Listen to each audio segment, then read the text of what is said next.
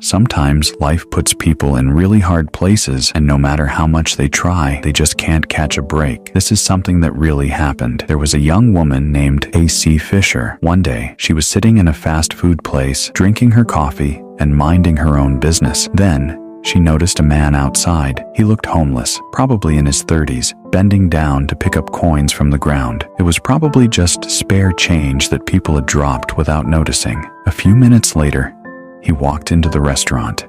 Casey watched him as he sat near the door, carefully counting the coins in his hand. It was obvious he was trying to figure out if he had enough to buy a meal, and from the look on his face, she could tell he didn't. So she got up, walked over to him and said, "Hey, would you like a coffee and a sandwich? It's on me." He looked up at her, surprised, then nodded. She bought him the food and brought it to his table. But then, she did something even more unexpected. She asked, "Would you like to sit with me?" He hesitated for a second, then said yes. His name was Chris, and as they talked, he started to open up. He told her that he had run away from home when he was young. His dad used to beat him and his mother. He just couldn't take it anymore. But the streets weren't any kinder. He was beaten up there too. He tried to find work, but no one would give him a chance.